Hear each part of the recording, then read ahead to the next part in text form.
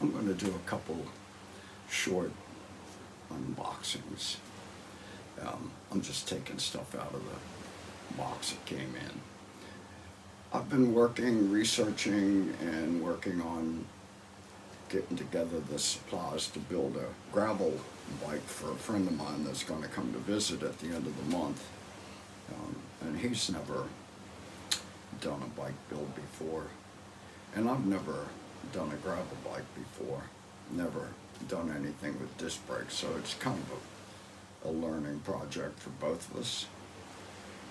In any event, he's been ordering parts and having them shipped here, and I've been ordering parts from my local shop for the project and having it shipped here. And separate from this, I'm doing another bike build because I've been interested in the gravel bike, but I'm uninterested in disc brakes, and that's pretty much how you get a gravel bike anymore these days. So I started researching cyclocross. Now I'm way past the point in time where I'm going to do a cyclocross event. Although it'd be kind of cool and fun to do it, I would do it just to see, not in the spirit of true competitiveness, because there's no competition. I can't keep up. But it would be fun. Be that as it may, I doubt I'm going to do it. I don't know where a cyclocross course is in Thailand. There's probably some somewhere. But the point is, I bought a cyclocross frame. And the frame I bought is kind of cool. It caught my eye right away. First of all, I recently did a Ritchie road bike build, and I used the Ritchie Road Logic frame, which is steel frame. It's absolutely a wonderful ride.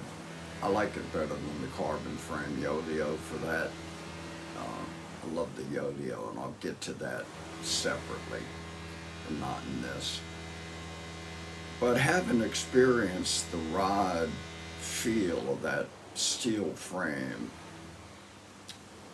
I just am hard pressed to come up with a reason why an average rider who's not like trying to eke every watt of power out of every pedal stroke needs that kind of stiffness in the frame. There's pros and cons to it. Yes, it's stiffer. No, it's not as compliant, therefore, and it's not as fun to ride. Also, curiously enough, this steel frame Ritchie, I can make it go faster in my normal loop, which I do time and time and time and time again. So it's like when I road test something new, it's on that loop. I know every crack and crevice in the 30K loop that I do. So I can get a good feel, especially after riding each about, more than 10 times, which is easily the case. In any event, having experienced that road feel of the Ritchie frame, I was researching cyclocross frames, and up pops a Ritchie cyclocross bike. Now, I'd seen one in the shop in Bangkok where I bought the Road Logic frame, and it's a beautiful bike. However, it's a modern cyclocross bike. It's steel frame. It's the Swiss Cross that they've been making for 24, 25 years. And they've perfected it and got all the bugs out of it, but it's been updated to keep up with market trends and everything. With disc brakes, the original Swiss Cross is a cantilever brake frame, so it's called the Swiss Cross Canty. It's a beautiful frame, and that caught my eye. I said, okay, well, here's a bike that roughly corresponds to the kind of geometry I'm looking for, that's going to be more relaxed than a road bike, and I can ride it off roads. It's got the clearance and everything necessary to put bigger tires on it. but it's not a disc brake thing. And furthermore, I've never done anything with cantilever brakes. I've worked on them years and years ago when I worked in a bike shop. I've worked on them. And it's cool the way they work, and that's a separate thing also. But in any event, I have my friend's Chinese carbon ICAN cycling frame, which is cool looking. I like it. And it's not inexpensive, and we're doing a GRX setup obviously on that. It's a gravel frame, and GRX makes a whole lot of sense for that. And I'm going to follow up with the Swiss Cross Canty build. And he's coming down here in a couple of weeks. We're going to do his bike, and I'll probably just start in on the Swiss Cross right after that. And the idea would be, okay, we're both going to ride these off-road bikes somewhere to be determined. I don't even know. There's bound to be plenty dirt roads in Thailand, but I'm going to have to start keeping my eye out for them and doing some research. So, to the point of building my buddy's frame, I've been collecting a box of parts. I've been buying, he's been buying, it's all coming here.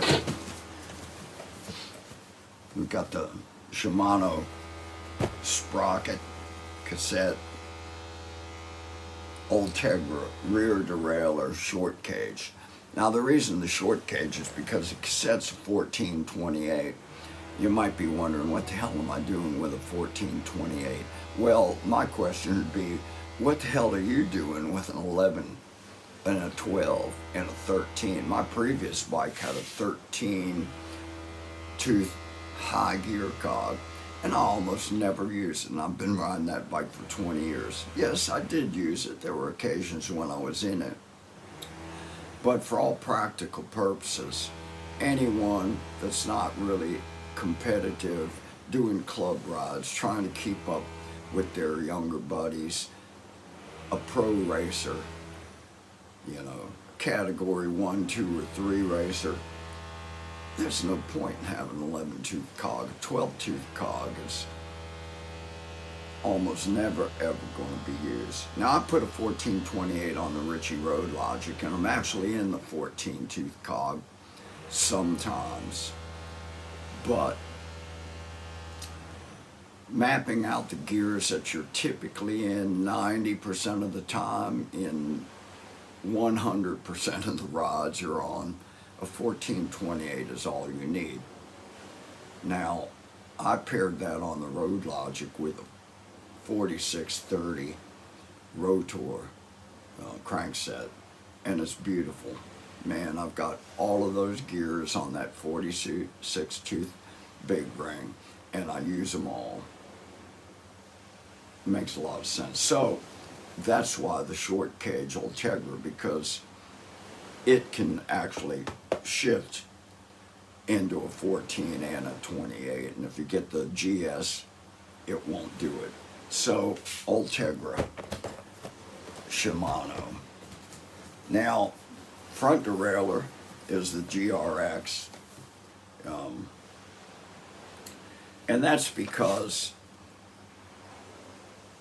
after researching all of this stuff and mapping out the gears, the GRX comes in 2 levels, a 105 level and an Ultegra level. Essentially, that's what it is.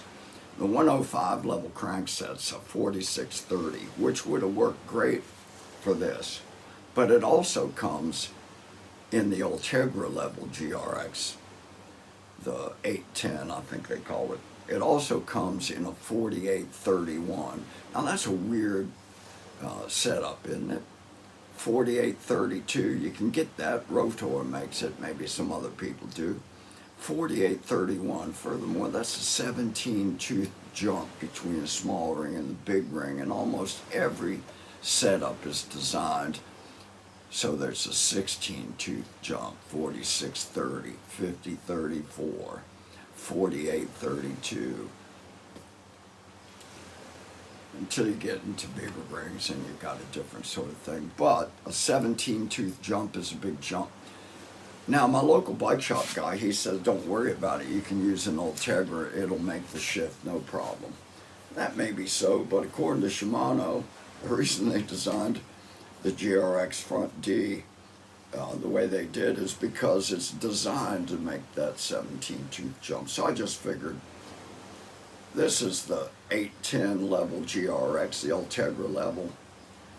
Why not just get the GRX Front D that works with the GRX crankset? It makes sense to me. Bar tape, which he wanted brown bar tape, and I found it at the shop in Bangkok where I bought the Ritchie frame. Ritchie makes this bar tape. It's not expensive. It's faux leather. Now the ICAN wheel set that he bought that goes with this bike build, the manufacturer specifies 140 front and rear dimension on the disc rotors, so that's what we got. He liked the look of the Ritchie stuff. I sent him pictures of my Ritchie bike build, so he wanted Ritchie stem, and that's a mid-level stem, C220 stem. It's a WCS, which is Ritchie's mid-level tier. It's really good stuff. They have Comp, WCS, and Super Logic. He's got the WCS on there. What else? Just doing a BBR 60 bottom bracket Shimano, which is typical bottom bracket and one they recommend for this setup. And he got some tools for his toolkit: Magic Shine rear light, Magic Shine front light. Magic Shine is good stuff. This has a quarter turn mount, which I like better than the GoPro mount adapter for it. And I have the 1500 on my Ritchie, and it's bright as hell. The 900 is brighter than the Moonlight I have on my Yolio, and that's pretty damn bright. So I advised him save a few $100 and just get the 900. He'll be fine. We got the Shimano chain. What do they call it? HGX11. 116 link Ultegra, 1150 baht. That's about $35. And then Shimano Ultegra shifters with the accompanying disc brakes. So basically we've had all this stuff coming here. I'm just collecting it, and we'll put it together soon. Recent arrival is this Bryton computer. Now it came with the mounting out front mount and a weather impact protection case for the computer and the computer itself. Now this is a mid-range price point. It's a Rider 420 they call it. But I looked it up and I looked at all the specs, and that's pretty much what most riders need. They don't even need it. They just want a computer because it's cool and there's a lot of things you can do with it. It pairs the Komoot Training Peaks Ride with GPS, Strava, 85 plus functions. They have an app for your mobile phone. So I haven't taken it apart. And he was wondering about that, so that's what I'm going to do. I said, you really want me to open that box for you? I can. And he said, well, sure, I just want to check and see everything is okay. Now here's the aggressive box opening ploy. Whoever invented those little tiny pieces of tape ought to be taken to court.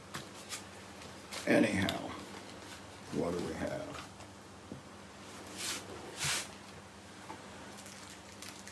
That's a heart rate monitor and chest strap.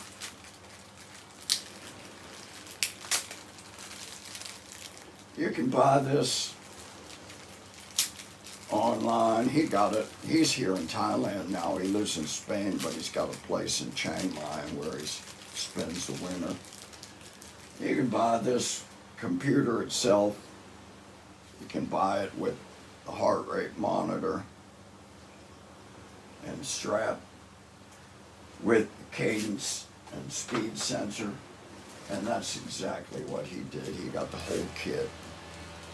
It's just mountain bracket, typical quarter turn thing with various size rubber bands. This looks like the cadence sensor to me. Again, various size rubber bands to mount it. That's a little lanyard, whatever you'd use that for. And a USB charge cable with a mini USB on it.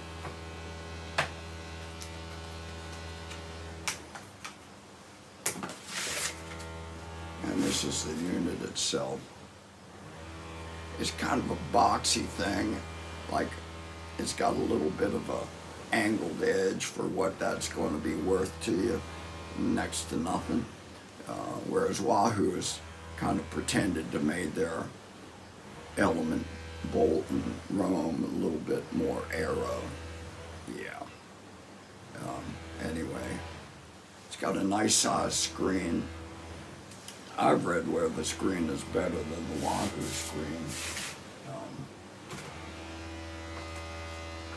So he has no idea about what cool stuff having a computer brings to your ride experience. So he's going to be delighted when he does find out. What else we have in here? We got some more stuff.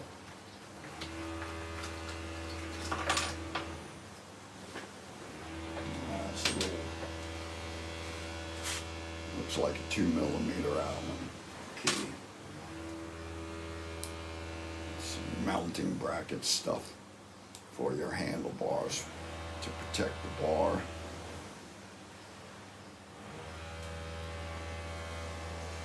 Yeah, it's okay. I have a Wahoo bolt because that's what my local bike shop guy had. It seemed like a good thing. It is a good thing. 1, 2, 3, 4, 5, 6, 7, 8, 9, 10 pieces of 11 pieces, counting the lanyard, and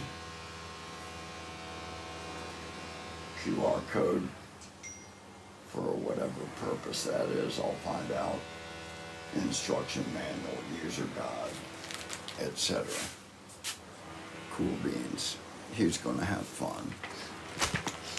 Now, you know, you'll get people that are going to like pick to death all the details of these things. And that's cool too, because you want to know. But basically, that's pretty much all the average rider needs. And to spend more, you're just spending more. Now that cost $165 off AliExpress or Lazada, Thailand, I'm not sure which, delivered. $165 translates to about 5,400 Thai baht.